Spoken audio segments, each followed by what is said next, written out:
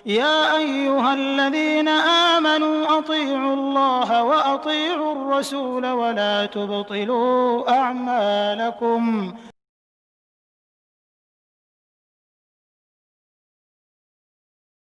السلام علیکم ورحمۃ اللہ وبرکاتہ۔ بسم اللہ الرحمن الرحیم۔ الحمد للہ والصلاة والسلام علی رسول اللہ وعلی آلہ واصحابہ اجمعین۔ محترم سامعین کرام، آپ سن رہے ہیں بدعت کی حقیقت پارٹ نمبر 5۔ بدعت کا معنی اور مفہوم آپ لوگوں کو بتایا گیا۔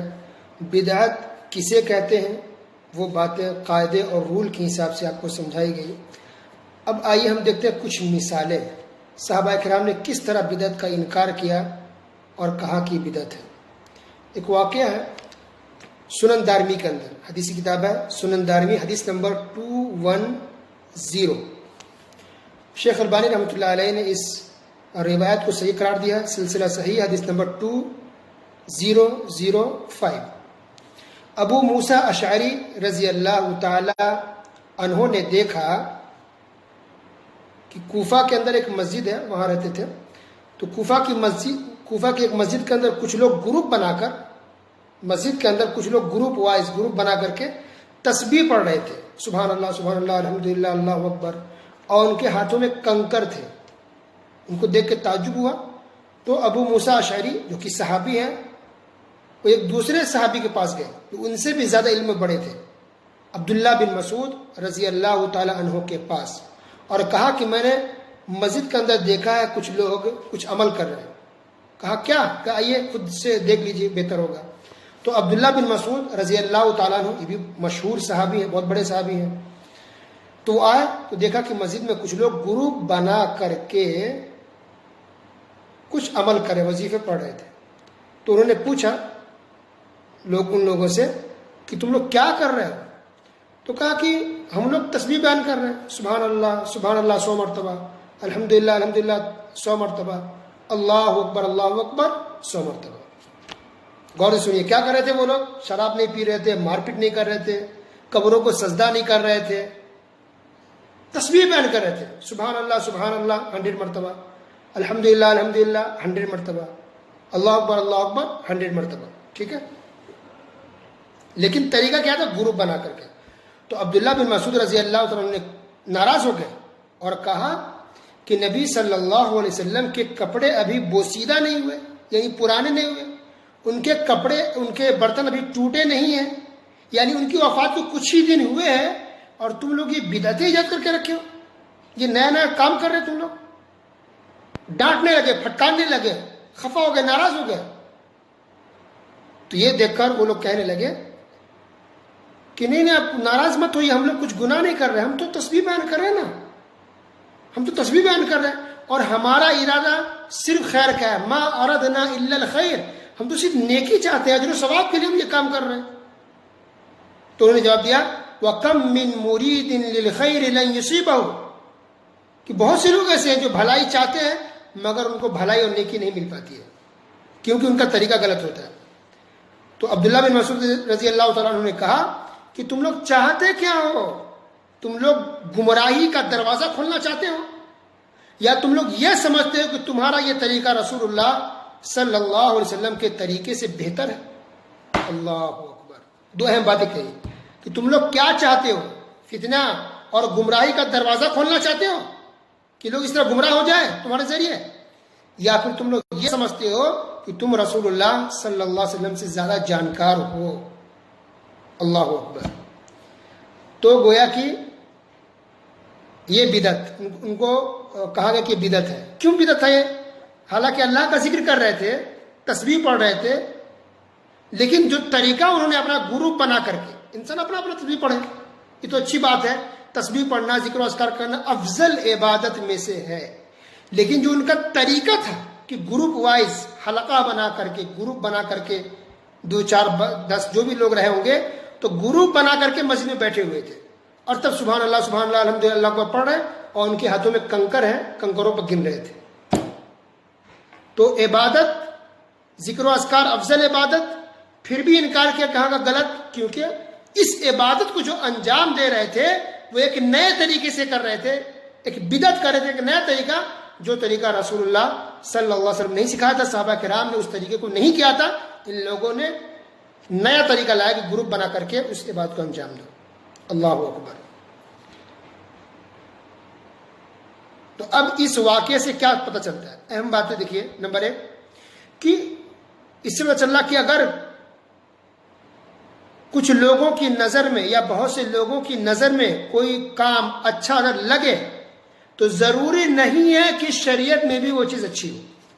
نمبر 1۔ نمبر 2 کہ کسی کے عمل سے دھوکہ نہیں کھانا چاہیے۔ حالانکہ دیکھیے وہ لوگ مسجد میں بیٹھے تھے، وہ اچھے لوگ ہی لوگوں کو دیکھنے میں لگ رہا تھا کہ تسبیح بیان کر رہے ہیں، تو عمل سے انسان دھوکہ نہ کھائے، کسی کے عمل سے، بلکہ قرآن و حدیث کو فالو کرے کہ اس میں کیا لکھا ہوا ہے۔ کیونکہ تیسری بات یہ ہے، کیونکہ کسی کا عمل، تیسرا پوائنٹ اس واقعے سے لگتا ہے کہ کسی کا عمل ہمارے لیے دلیل نہیں ہے۔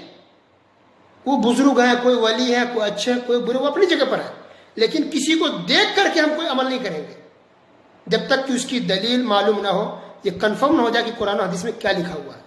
تو کسی کا عمل دلیل نہیں ہے، بلکہ دلیل ہمارے لیے قرآن و حدیث ہے۔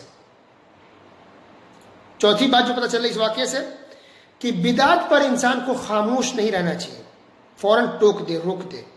آج ہم میں سے بہت سے لوگ کیسے ہیں کہ کوئی کر رہا بدعت کرنے دے، پڑوسی ہے، پڑوسن ہے، رشتہ دار ہے، جان پہچان والا ہے، ہم اس کو منع نہیں کرتے، چھوڑ دے، کرنے دو، ہمارا کیا ہے، وہ گمراہ ہوگا، وہ بھٹکے گا، وہ جہنم میں جائے گا۔ نہیں، یہ غلط بات ہے۔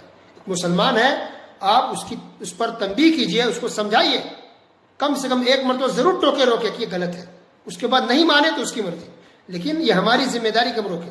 تو عبداللہ بن مسعود رضی اللہ تعالیٰ عنہ خوش نہیں ہوئے، یا کم سے کم خاموش بھی نہیں ہوئے کہ چلو کرنے دو، وہ سمجھے گا، نہیں، ڈانٹے، ڈپٹے اس کو، پھٹکارا، بلکہ کہ تم لوگ کیا چاہتے ہو، گمراہ کرنا چاہتے ہو لوگوں کو، یا نبی سے زیادہ جانکار ہو تم لوگ؟ ٹھیک ہے، تو روکنا چاہیے۔ اسی طرح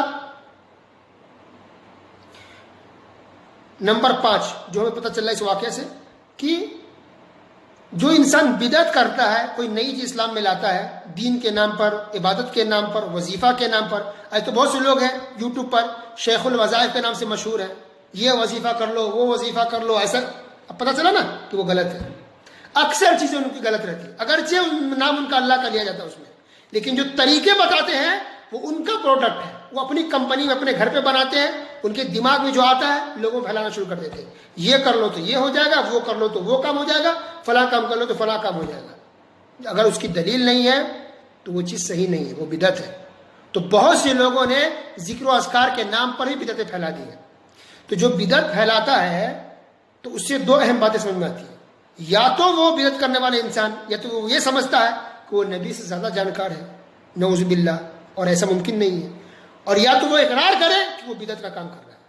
کیونکہ عبداللہ بن مسعود رضی اللہ عنہ نے یہی کہا فوراً لوگوں کو کہ یا تو تم نبی سے زیادہ جانکار ہو، یا پھر تم لوگ فتنہ کا، بدعت کا، گمراہی کا دروازہ کھول لیں۔